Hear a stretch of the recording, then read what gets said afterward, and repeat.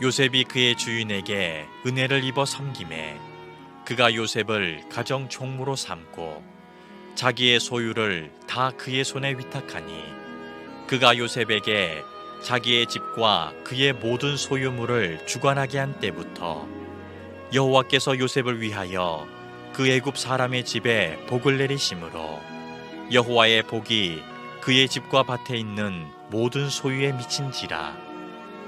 아멘. 지난 8월 초에 한 과학 저널에 재미있는 논문 하나가 실렸는데 호주에 있는 뉴 사우스 웨일스 대학교의 로저스라고 하는 교수 연구팀이 발표를 한 겁니다.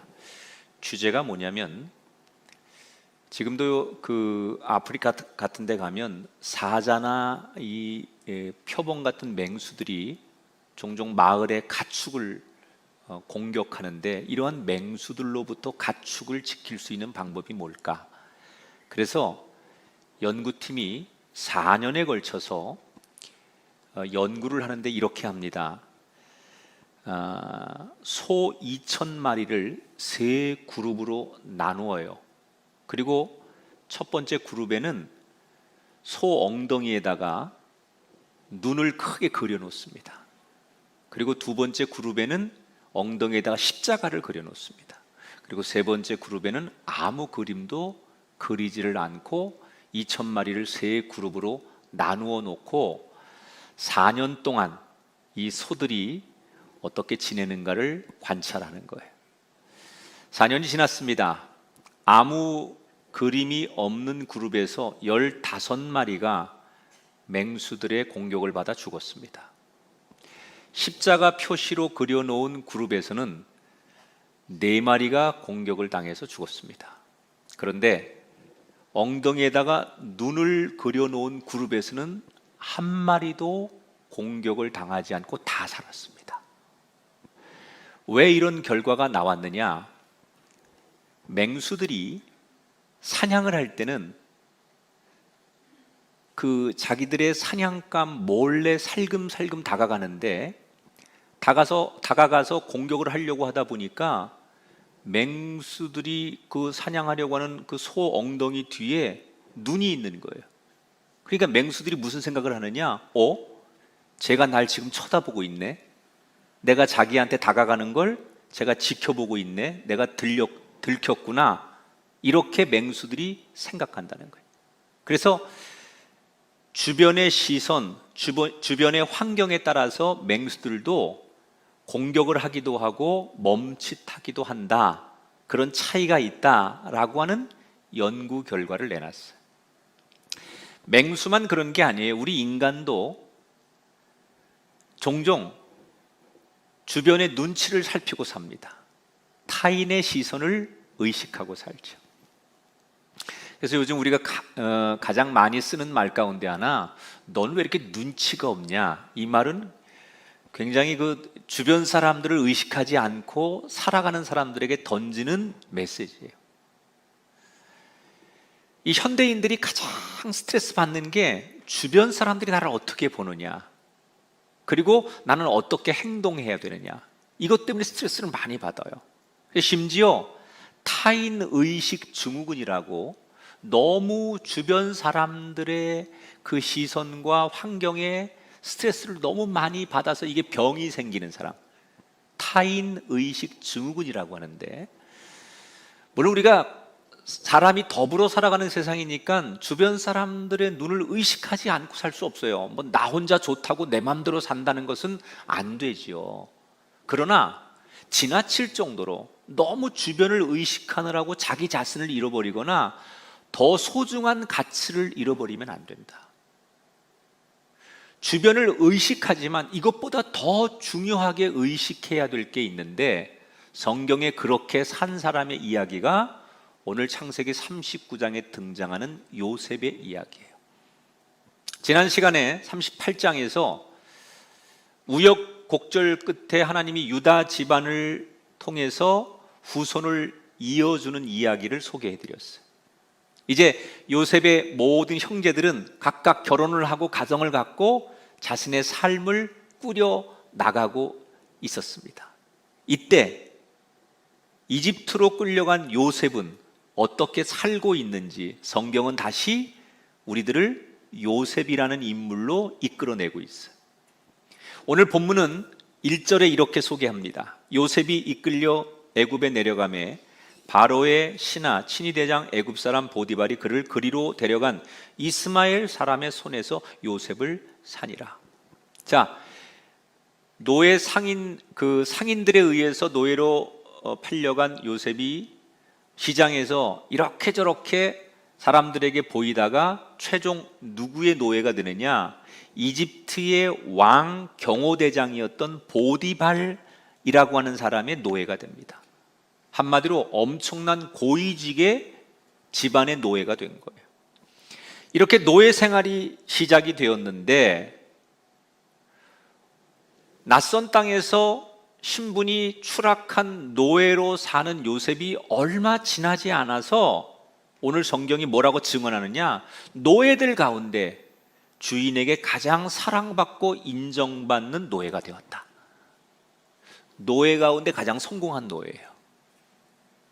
근데 왜 그러면 짧은 시간 안에 외국인 히브리 노예가 이집트에 가서 그렇게 빠른 시간 안에 인정을 받을 수 있었느냐? 그 이유도 자세하게 성경이 소개를 해놨어요. 2절에 보니까 여호와께서 요셉과 함께 하심으로 그가 형통한 자가 되어 그의 주인 애굽 사람의 집에 있으니.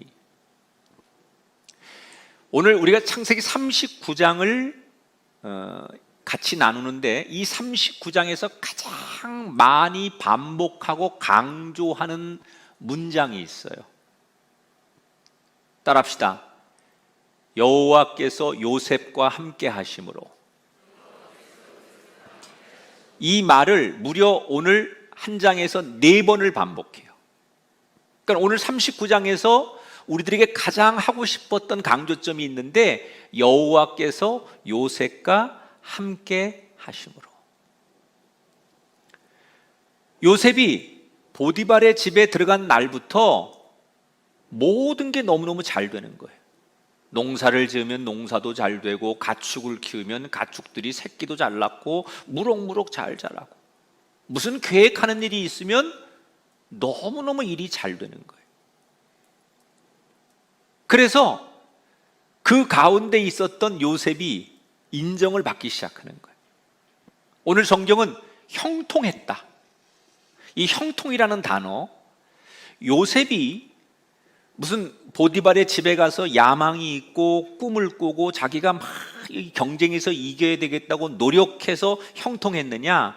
자기가 탁월하고 똑똑해서 그랬느냐? 아니에요. 성경은 뭐라고 말해요? 하나님께서 요셉과 함께 하심으로. 함께 하신다는 말은 뭐예요? 도와주신다는 거예요. 하나님이 우리와 함께 한다는 건 뭘 말하는 거예요? 그냥 옆에 있어주는 게 아니라 우리를 도와주시는 거예요. 여러분, 이 요셉의 복이 여러분의 가정과 여러분의 삶에 함께하기를 축복합니다. 하나님이 우리에게 약속하셨죠. 임마누엘의 하나님, 우리와 함께 하시는 하나님.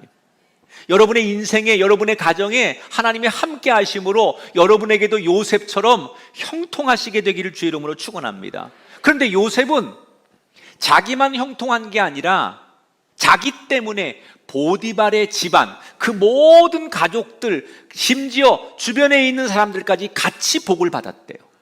이걸 우리는 복의 근원, 축복의 통로라고 말해요.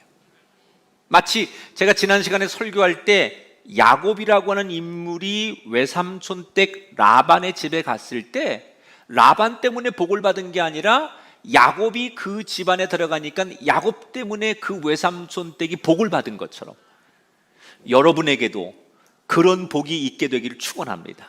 여러분이 가는 곳마다 일터가 복되길 바라고, 여러분이 만나는 이웃이 잘 되길 바라고, 여러분이 대화하는 여러분의 가족 모두가 여러분 때문에 잘 되는 요셉과 야곱의 축복, 형통의 축복, 복의 근원이 되시기를 주님의 이름으로 축원합니다. 그래서 이 보디발이 가만 보니까 저 요셉이 복덩어리인 거예요. 사람은 다 이렇게 시간이 지나다 보면 알게 모르게 평가가 돼요. 요셉은 저 히브리라고 하는 곳에서 외국에서 팔려온 노예인데 여러 노예들 가운데 확연히 다른 거예요. 주인이 하나를 가르쳐주면 10가지를 해내요. 그러니까 아주 눈치도 있고 일을 잘해요. 그런데 중요한 건 게으름을 피우지 않고 굉장히 성실해요. 그런데 이런 사람들의 또 약점은 너무 잘난 척하는데 이 요셉은 싹싹하고 겸손하고 매사에 빈틈이 없어요. 그리고 말끝마다 칭찬을 받거나 잘한다고 누가 이렇게 상을 주면 뭐라고 얘기하느냐, 늘 제가 잘해서가 아니라 다 하나님께서 도와주셔서 그렇습니다. 이런 겸손의 고백을 늘 하는 거예요. 그래서 얼마 지나지 않아서 이 주인인 보디발이 가장 신임하고 인정하는 노예가 돼요. 그리고는 몇 년 지나지 않아 그 가정에 보디발의 개인적인 일뿐 아니라 가정 안의 대소사를 책임지는 총괄하는 총 매니저죠. 총괄 집사가 돼요. 얼마나 모든 일을 깔끔하게 잘하는지 점점점 모든 일을 다 맡기는데 가족의 일뿐 아니라 전반적인 모든 재산까지 다 맡깁니다. 한 가지를 맡기지 않아요. 오늘 성경에 보니까 주인이 먹는 음식은 손을 못 대게 해요. 이건 아마 종교가 서로 다르기 때문에 정결법상 그들이 믿는 신에게 드리는 제사와 요셉이 믿는 하나님께 드리는 예배가 다르기 때문에 음식에는 손을 못 대게 하고 모든 것을 다 맡겨요. 그러니까 요셉은요, 비록 신분은 노예지만 마음만큼은 노예로 살지 않는 거예요. 내 환경과 처지는 노예지만 내 마음속엔 내가 노예가 아닌 것처럼 사는 거예요. 이 요셉의 장점이 있는데 자신의 처지와 상황, 이걸 비관만 하지 않아요. 자신의 운명에 대해서 증오심과 복수심만 가지고 신세한탄만 하지 않아요. 주어진 자리에서 주어진 상황을 빨리 인정하고 받아들여요. 지금 노예로 팔려가서 노예로 살면서 어떻게 하면 여기를 벗어날까, 어떻게 하면 도망칠까 이 생각하지 않아요. 주어진 이 상황이 억울하고 기가 막히지만 그 상황에서 최선을 다하고 그것을 철저하게 인정했더니 비록 억울하지만 자기 주인을 최선을 다해 섬겼더니 그는 주인이 인정하고 모든 사람이 인정하는 자리에 점점점 올라가게 되더라는 거예요. 자, 이렇게 이제 어느 정도 그 과거의 아픈 상처가 벗어지는 듯 하면서 요셉이 자리를 잡아가고 있는데 언젠가부터 요셉의 마음 한쪽이 불편한 일이 생기기 시작합니다. 다름 아닌 자기 주인 보디발의 아내 주인 마님이 자기를 바라보는 태도가 이상한 거예요. 자꾸 자기를 불러서 개인적인 뭔가를 요구하기 시작해요. 은밀하게 요셉을 유혹하기 시작해요. 처음에는 모른 척하고 외면을 했지만 시간이 갈수록 유혹의 강도가 점점점 강해집니다. 자, 자신을 유혹하는 이 주인 마님 앞에서 요셉이 선택할 수 있는 길이 두 가지가 있습니다. 하나는 거부하는 길이고 또 하나는 그냥 그 주인 마님의 요구를 받아들이는 거예요. 그런데 당신은 신분제 사회이기 때문에 노예들은 거부를 못합니다. 아니, 더 솔직히 말하면 즐겨야 됩니다.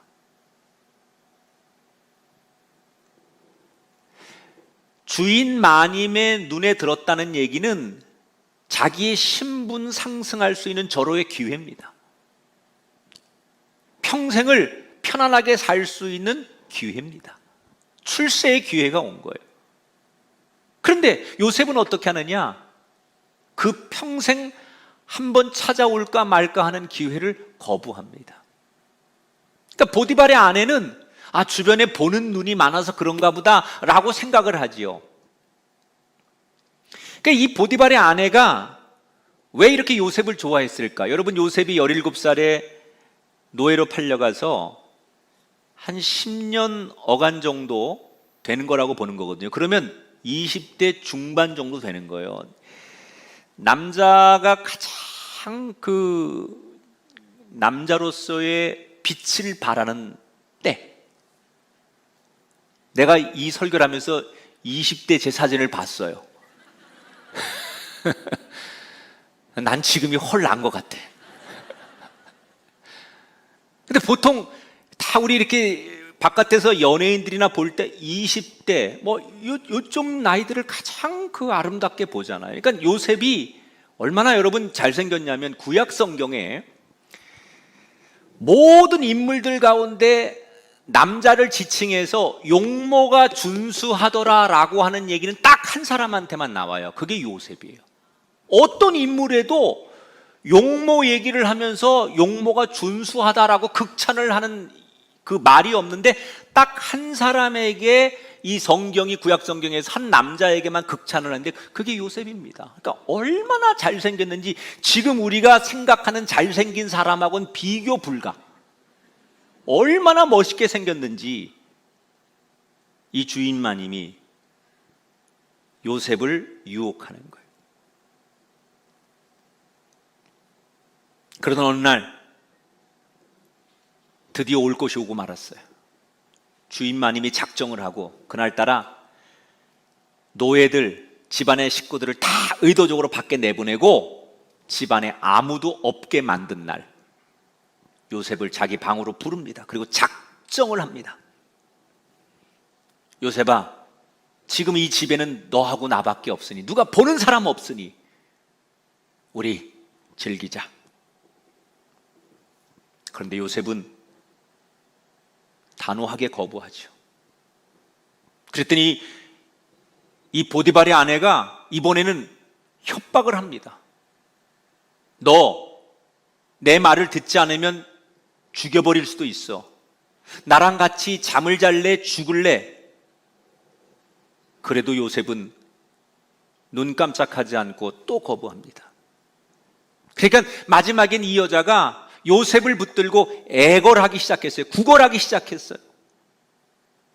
그리고 막 매달리니까 요셉이 더 이상 거기 있으면 안 될 것 같아서 그녀가 붙잡는 손을 뿌리치고 방을 뛰쳐나오는데, 당시 여러분 이 시대 사람들이 옷을 입는 패션을 보면 이렇게 겉옷을 남자들도 이렇게 원피스처럼 이렇게 걸치고 무에 이렇게 하나 걸치잖아요. 그런 옷가지가 이 보디발 아내의 손에 붙들려 있어서 결국 그 옷이 바닥에 떨어지고 그 옷을 챙기지 못하고 요셉이 뛰쳐나오게 돼요.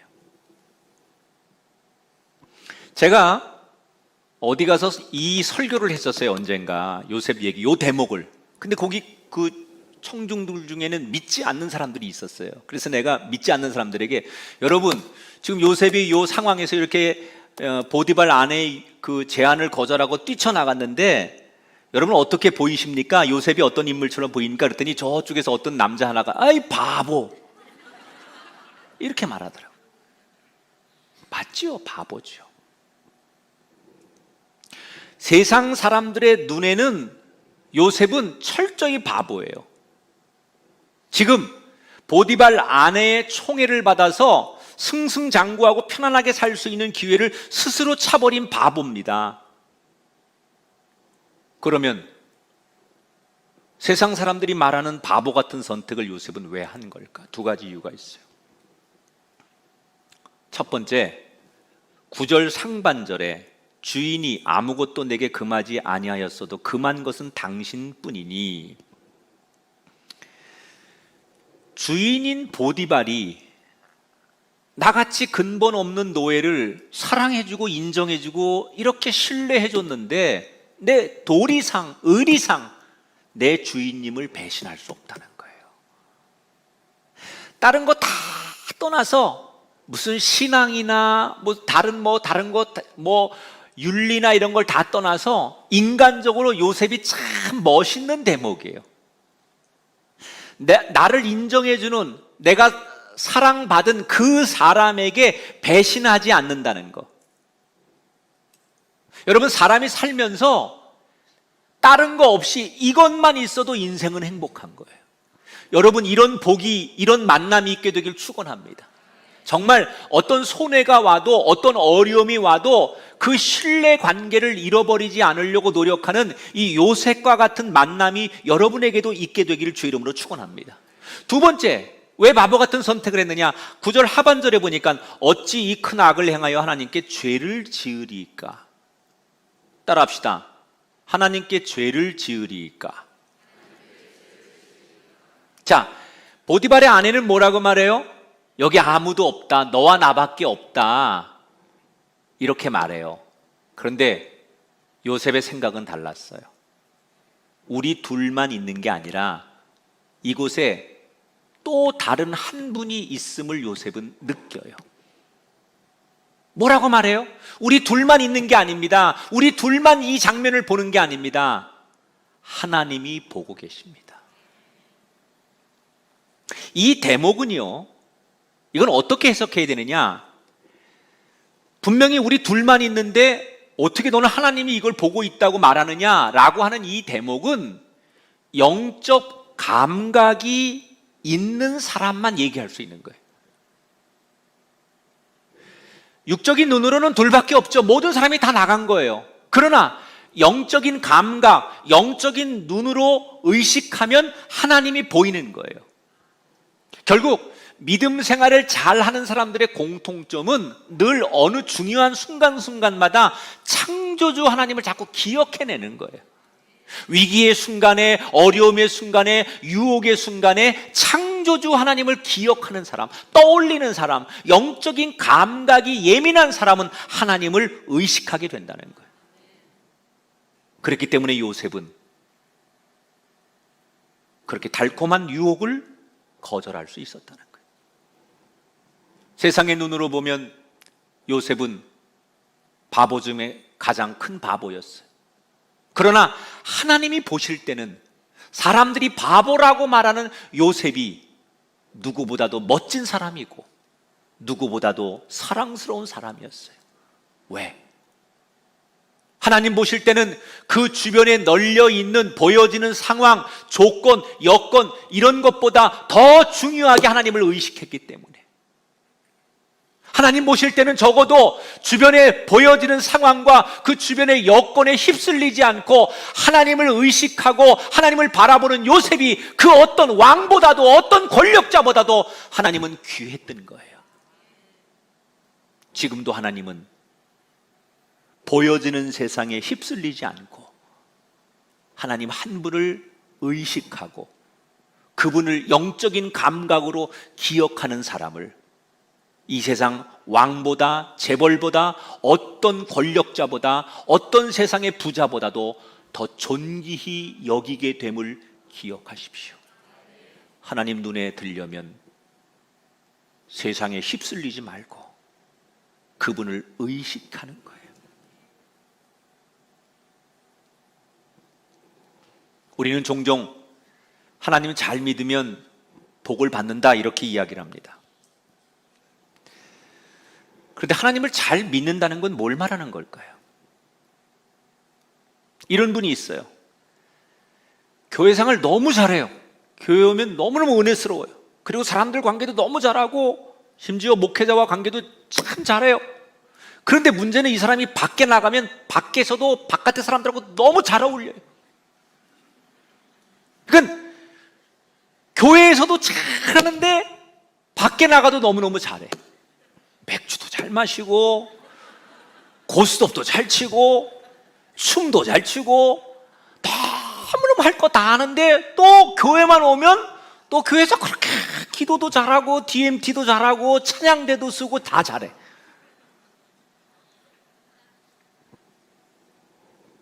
뭘 말하는 걸까요? 이분 같은 경우는 밖에 나가서 주변 사람들을 의식하면서 선택적으로 하나님을 찾는 거예요.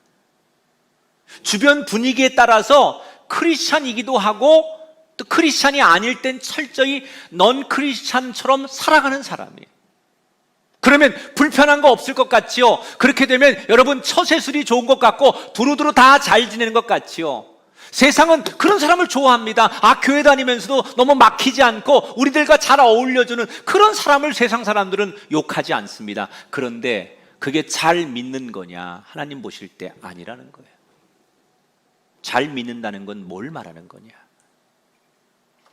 세상 주변을 의식하는 것보다 제일 먼저 하나님을 의식하는 거예요. 때때로 나 혼자만의 시간일지라도, 아무도 없는 나 혼자만의 공간일지라도 하나님을 의식하는 사람은 작은 유혹 앞에도 자기를 지킬 수 있는 요셉의 삶을 누릴 줄 믿습니다. 하나님을 의식해라. 영적인 감각이 있는 사람, 조금만 터치를 해도 하나님이 생각나고 하나님이 의식되는 삶을 살 때 요셉의 형통의 삶이 우리에게도 임하게 될 줄 믿습니다. 거절을 당한 이 주인 마님의 기분이 어땠을까요?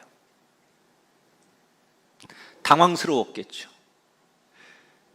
그동안 아마도 추측컨대 여러 노예들에게 이런 식으로 이 주인 마님은 자신의 힘과 지위를 이용해서 적당히 즐겼던 것 같아요.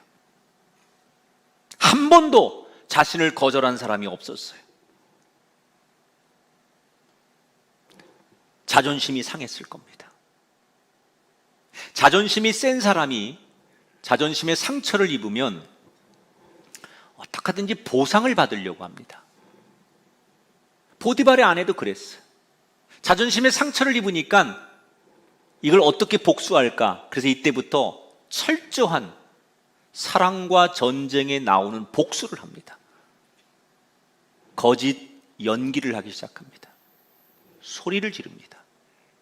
당시에 여자가 만약에 어떤 겁탈을 당하는 상황이 됐는데 소리를 지르지 않으면 이거는 암묵적 동의를 했다고 해서 여자에게도 책임을 물어요. 그러니까 소리를 질러야 돼요. 그러니까 이 요셉이 뛰쳐나간 다음에 빈 방에서 혼자 소리를 지릅니다. 그리고 사람들이 뛰쳐 들어오니까 뭐라고 말하느냐? 저 히브리 놈이 나를 겁탈하려고 했다. 그 증거가 여기 남겨진 옷이다. 그러면서 요셉의 겉옷을 흔들며 심지어 눈물을 흘리며 내가 겁탈을 당할 뻔했다라고 얘기를 합니다. 보디발의 아내는 상처난 자존심을 이 거짓말로 찾고 싶었던 거예요. 온 집안이 발칵 뒤집혔습니다. 곧 다른 종들에 의해서 요셉은 끌려오고 주인인 보디발이 진짜냐고 묻기 시작합니다. 요셉이 너무 억울하니까 아닙니다. 사실은 절대 아닙니다. 그리고 있는 그대로 얘기를 해봤지만 신분제 사회에서 노예였던 요셉의 말을 믿지 않아요. 아니, 신분이 노예인 요셉이 주인을 이길 수가 없는 거예요. 결국 억울하지만 요셉은 누명을 쓰고 감옥에 갇히게 돼요. 그런데 이 감옥이 어떤 감옥이냐? 보디발은 당시 이집트 왕의 경호대장이에요. 그래서 왕 주변에 일어나고 있는 모든 걸 책임지는데 소위 왕 주변의 신하들 가운데 고위 공직자들 가운데 비리가 있거나 문제가 있으면 그들을 감옥에 갖다 두는데 그 감옥이 자기 집안에 있습니다. 그러니까 정치 수용소가 따로 있는데 이게 보디발이 책임지는 거예요. 그 감옥에 요셉을 가둬요. 요셉은 지금 신분이 아버지 집에서는 아버지에게 채색 옷을 지어서 입을 만큼 존귀한 아들이었어요. 꽤 평민이었죠. 그런데 어느 날 노예가 되었어요. 그리고 노예로서 최선을 다해서 어느 정도 살만하니까 다시 이제 한 단계 더 바닥으로 추락하는 죄수가 되었어요. 감옥에 끌려가는 요셉을 보면서 복수를 하려고 했던 보디발 아내의 기분은 어땠을까요? 이 대목을 많은 성경을 연구한 학자들은 이렇게 해석을 합니다. 이 보디발의 아내가 감옥 가는 요셉을 보고 오히려 더 분노했다. 왜냐? 당시에는 이집트 법에는 주인 마님을 욕보인 노예는 반드시 사형입니다. 그래서 요셉을 사형시킬 줄 알았어요, 남편이. 그런데 사형시키지 않고 요셉을 죽이지 않고 감옥에 보냈어요. 그러니까 여기에 이 아내가 분노하는 거예요. 왜? 지금 모든 상황이 사형을 당하는 것이 마땅한데 왜 사형을 시키지 않냐고 남편에게 따지죠. 이 대목에서 성경에 기록되지 않은 그 이면의 얘기가 있는 거예요. 보디발은 이 상황을 직관적으로 어떻게 해석하느냐? 아내의 평소의 행실을 알고 있었고 그동안 이 요셉이 얼마나 충성하고 진실하고 굉장히 정의로운 사람인지를 알고 있었던 거예요. 지금 상황이 딱 그렇게 맞아떨어져서 요셉이 어쩔 수 없는 상황이 됐지만 이미 보디발은 아내의 이야기보다는 심정적으로 요셉의 말을 어느 정도 믿고 있었기 때문에 요셉을 죽이지 않고 감옥에 보내는 것으로서 이 사건을 종결지었다는 거예요. 여러분, 감옥에 갇힌 요셉의 심정은 어땠을까요? 기록에는 안 나와 있지만 아마 억울했을 거예요. 잘못한 게 하나도 없는데 내가 어쩌다가 이렇게 누명을 쓰고 감옥에 왔을까? 이게 억울했을 것이고, 내 신분이 노예이기 때문에 아무도 나를 변론해 주거나 이 감옥에서 나갈 방법이 없다는 것 때문에 억울했을 거예요. 상상하건대 처음에는 며칠 동안 그 깊은 빛도 들어오지 않는 감옥에 들어가서 깜깜한 감옥에서 며칠은 울지 않았을까요? 고향에 있는 가족들이 더 그리웠을 것이고, 심지어 며칠 전에 있었던 주인 마님과의 일을 떠올리면서 차라리 그때 모른 척하고 주인 마님의 요구를 받아들여야 했던 건 아닐까 혼란스러웠을 거예요. 그리고 자신의 인생을 이렇게 끝없이 바닥까지 떨어뜨리시는 하나님이 한동안 원망스러워 몸부림을 쳤을 거예요. 이 정도가 되면 웬만한 사람 같아서는 삶의 의지가 꺾이고 세상에 대한 분노, 원망 이런 것만 남아 있을 수 있는 상황이에요. 그런데 바로 이 상황에서 요셉의 진 면목이 나타나요. 21절, 22절에 보니까 여호와께서 요셉과 함께 하시고 간수장에게 은혜를 받게 하심에 간수장이 옥중 죄수를 다 요셉의 손에 맡김으로. 앞에서도 얘기했지만 이 요셉의 장점은 어느 곳에 가든지 그게 높은 자리든 낮아진 자리든 어느 자리든지 그 자리에서 적응을 잘한다는 거예요.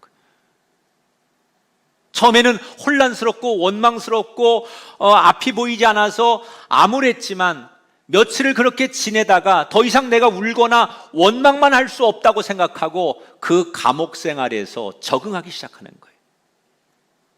누구보다도 모범적으로 충실하게, 그리고 성향상 다른 사람들의 동료 죄수들의 어려움을 보고 그냥 넘어가지 않아요. 내가 좀 힘들고 희생해도 그들을 진심으로 도와주고 도움이 필요하면 먼저 나서다 보니까 처음에는 동료의 죄수들이 요셉을 인정하기 시작해요. 그리고 그런 모습을 바라보던 간수들과 그 간수들의 책임장인 간수장까지 요셉을 신뢰하기 시작하는 거예요.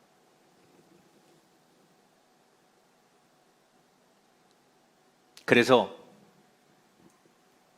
그 감옥의 간수장, 책임자가 웬만한 일을 요셉에게 맡겨도 되겠다고 생각해서 일을 맡기는 이야기로 오늘 성경이 39장이 막을 내려요. 자, 당시의 이 고대 사람들은 신을 안 믿는 사람이 거의 없었어요. 그런데 이 당시 사람들의 신관이라는 게 뭐냐면 자기가 믿는 신이 있다. 그런데 이 신은 내가 살고 있는 이 지역만 관할한다. 이게 보통 그 당시 사람들이 갖는 신관이에요. 그러니까 내가 살고 있는 내 나라를 내 신이 지배하고 또는 내가 살고 있는 이 영역을 지배하는 거죠. 그래서 신이 많은 거예요. 나를 다스리는, 우리 가정을 다스리는 신이 있기 때문에. 일본 사람들도 약간 그런 스타일이죠. 그래서 신이 많은 거예요. 그런데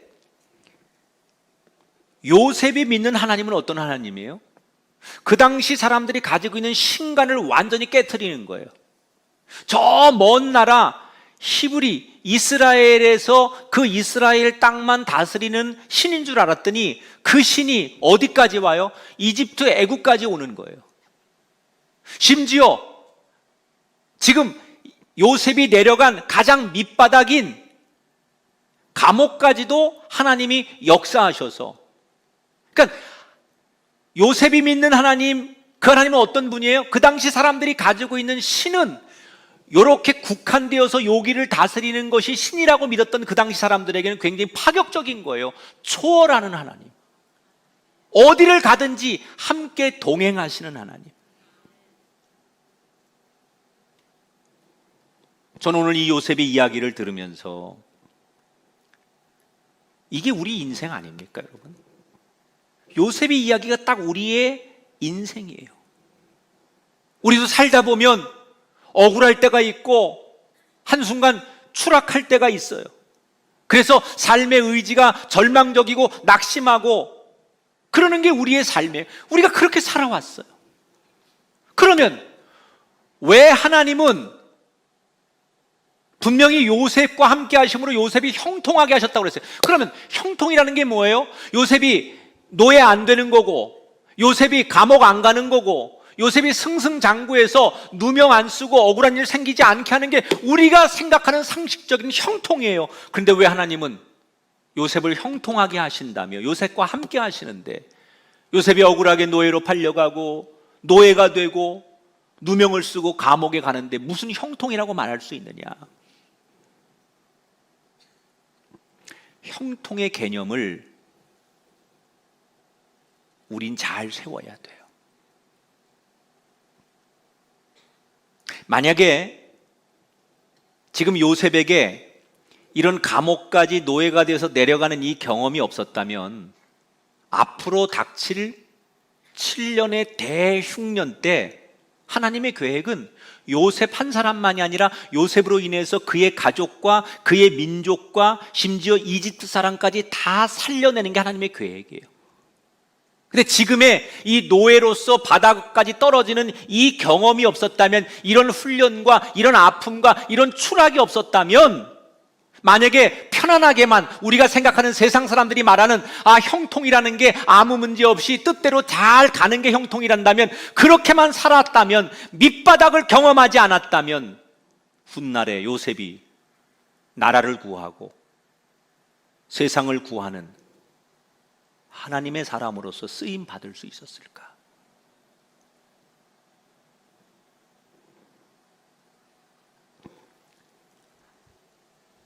성경이 말하는 형통은 그곳이 궁궐이든 사막이든 초막이든 하나님이 나와 함께 동행하는 게 형통이에요. 세상 사람들이 말하는 형통은 일정한 선이 무너지지 않는, 부자가 되고 기도한 대로 척척 합격하고 내가 생각한 뜻대로 내 인생이 굴러가는 걸 형통이라고 말하지만 성경이 말하는 건 그게 형통이 아니에요.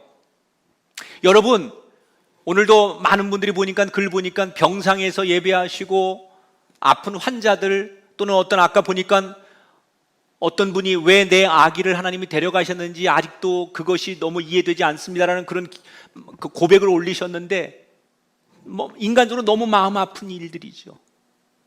그러나 형통이라는 것은 내가 병상에 누웠던, 아니면 이렇게 요셉처럼 내가 가장 밑바닥까지 추락한 삶이 되었어도 거기에서 하나님이 나와 함께 하시면 그게 형통이에요.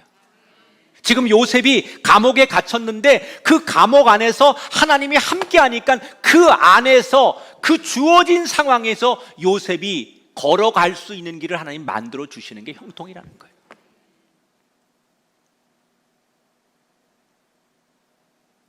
무슨 일을 만나든지 만사 형통하리라. 무슨 일을 만나든지 만사 형통하리라. 나의 갈 길 다가도록 예수 인도하시니. 형통은 높아서 형통이 아니에요. 잘 돼서 형통이 아니에요. 어디에 있든지 나와 동행해 주시면 그게 형통인 줄 믿습니다. 저는 여러분의 삶에 요셉에게 임했던 진정한 형통이 임해지기를 주 이름으로 축원합니다. 결국 요셉의 삶을 요약하면 이거예요. 세상이 나에게 어떻게 하느냐가 문제가 아니라 내가 하나님 앞에 어떻게 사느냐가 문제라는 거예요. 상황이, 환경이 어떠냐가 문제가 아니라 내가 그 상황에서 주님과 동행하느냐가 문제라는 거예요.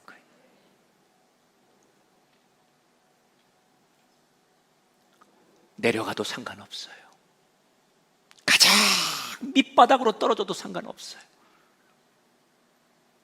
주님과 내가 지금 동행하고 있다면 그 아골골짝 빈들에서라도 하나님이 나와 동행하고 있다면 지금 당신은 형통의 삶을 살고 있는 거예요.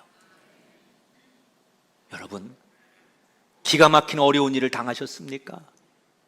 너무너무 억울하고 가슴을 쥐어짜도 해결되지 않는 슬픔과 절망에 놓이셨습니까?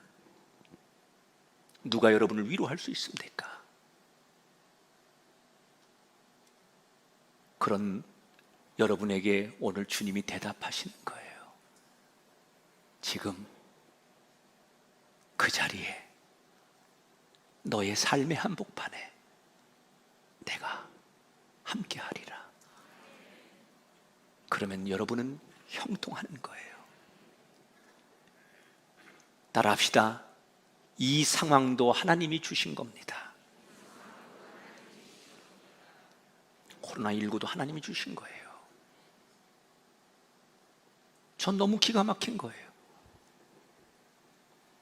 2000년의 교회 역사 가운데, 우리 교회도 27년의 역사 가운데 27년을 그렇게 최선을 다해서 이 성도들과 함께 이 교회를 만들었는데 불과 몇 개월 만에 교회가 반토막 났어요. 저만 그런 게 아니에요. 모든 사람들이 저한테 와서 울며 하는 얘기가 목사님들이, 목사님, 교회가 수십 년, 수백 년 만들었던 교회가 단 몇 달 만에 바이러스 앞에서 반토막 났습니다. 교인들이 반 이상 회복이 안 됩니다. 저도 처음엔 너무 힘들고 너무 혼란스러웠어요. 그러나 저는 이렇게 받아들이고 있어요. 이 모든 것도 하나님이 주시는 것이다. 비록 사람들이 자유롭게 모이고 예전처럼 많이 모이지 않을지라도 이 상황도 하나님이 주신 거니까 이 상황을 받아들이되, 이 상황에서도 하나님이 우리와 함께 하시면 우리는 여전히 형통한 교회와 목회를 하는 것이다. 다시 한번 따라합시다. 이 상황도 하나님이 주신 겁니다. 오늘 억울하고 한순간에 추락해서 낙담하고 길이 보이지 않아 절망하고 계신 분이 계시다면 오늘 이 설교가 여러분에게 위로와 결단의 메시지가 되기를 바랍니다. 너무 주변을 보지 마십시오. 상황에 끌려가지 마시고 영혼의 감각으로 하나님을 의식하십시오. 따라합시다. 하나님의 하실 일을 기대합니다. 하나님이 자꾸 생각나는 사람은 결과가 어떻게 가느냐, 하나님이 무슨 일을 어떻게 이끄실까, 하나님이 하실 일을 기대하게 돼요. 그 하나님을 신뢰하고 주어진 일에 최선을 다하십시오. 지금의 여러분의 처지는 중요하지 않습니다. 하나님이 놓으셨다면 그게 최고의 자리예요. 낮은 자리, 억울한 자리, 바닥 같은 경험, 그거 중요하지 않습니다. 하나님이 여러분을 그 자리에 놓으셨다면 그 자리가 최고의 자리요, 형통의 자리인 것을 믿으시면서 요셉처럼 가장 밑바닥에서도 형통한 삶의 은혜가 오늘 이 시대를 어렵게 살아가고 눈물로 울부짖는 모든 사람들에게 함께 하시기를 주님의 이름으로 축원합니다.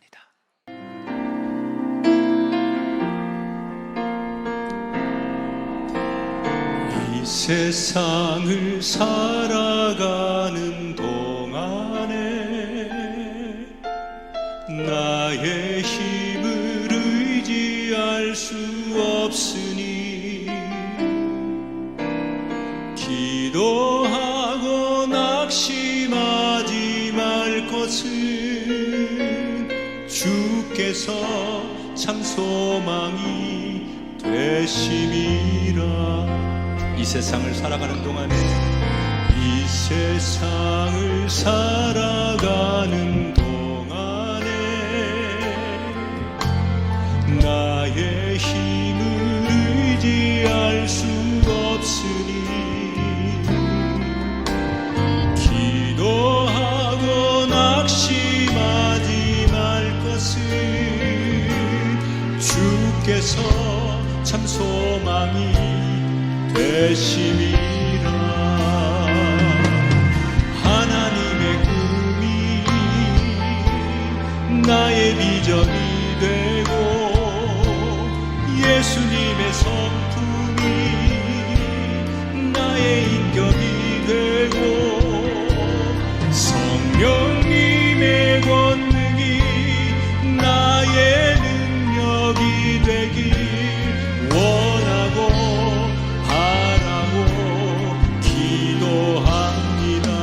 길을 걸어가는 동안에 주의 길을 걸어가는 동안에 세상의 것 의지할 수 없으니 감사하고 낙심하지 말 것은 주께서 참 기쁨이 되심이라. 하나님의 꿈이 나의 비전이 되고 예수님의 성품이 나의 인격이 되고 성령님의 권능이 나의 능력이 되길 원하고 우리 두 손 높이 드시고 하나님의 꿈이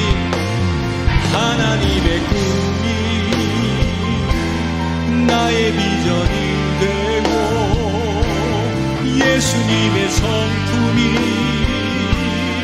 나의 인격이 되고 성령님의 권능이 나의 능력이 되길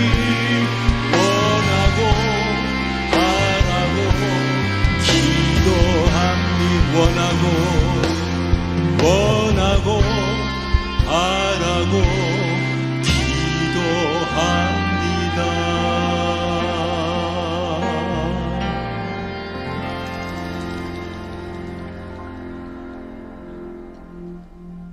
우리가 하나님 앞에 가장 많이 던졌던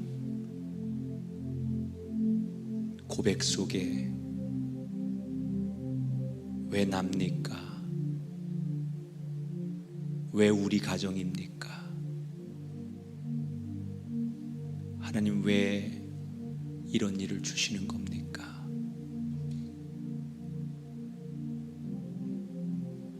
하나님 끝없이 바닥으로 추락하는 우리의 삶을 보며 견딜 수 없는 몸부림으로 주님 앞에 그렇게 고백했던 우리는 압니다.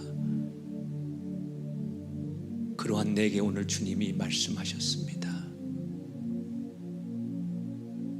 내가 너를 형통케 하리라. 아무도 없는 그 바닥, 처절한 끝없는 추락하는 그 인생 속에도 빛 하나 들어오지 않는 절망의 사방이 갇혀 있는 그 환경에도 나는 너와 함께하리라. 요셉의 형통을 보며 내게 그런 하나님을 고백할 수 있게 하신 것을 감사하고, 하나님 웹니까라고 묻기 전에 하나님이 나와 함께 하심을 기억하게 하시고, 사람의 시선, 세상의 조건보다는 하나님을 의식하는 영적인 감각이 살아있는 시대 요셉들이 되게 하여 주옵소서. 이 코로나의 상황도 하나님이 주신 겁니다. 받아들이게 하시고 인정하게 하시고 하나님을 따라가는 우리의 삶이 되게 하옵소서.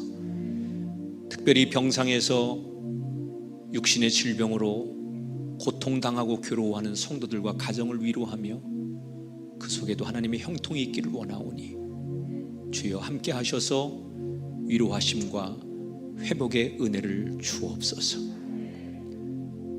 이런 오랫동안의 장마로 홍수의 피해를 입은 많은 국민들에게 하나님 위로와 평안을 주시고 다시 일어날 힘과 환경을 허락해 주옵소서. 예배를 드리는 교우들 가운데, 전 세계 또 전국에서 예배하는 모든 사람 가운데 오늘 이 말씀이 꼭 필요한 사람에게 풍성한 영의 양식이 되도록 저들의 중심 가운데 이 말씀이 거하도록 역사해 주시옵소서. 우리가 드리는 11조 감사함을 모두를 주님께 드리오니 기뻐 받으시고 어느 곳에서 어떤 환경에서도 최선을 다하는 헌신이, 예물의 기쁨이 우리에게 있게 하여 주옵소서. 만복을 허락하실 주님을 찬양하며 이제는 성부와 성자 성령 삼일체 하나님께서 말씀 붙들고 형통의 삶을 살겠다고 일어서는 하나님의 사람들 위해 영원토록 함께하기를 축원하옵나이다.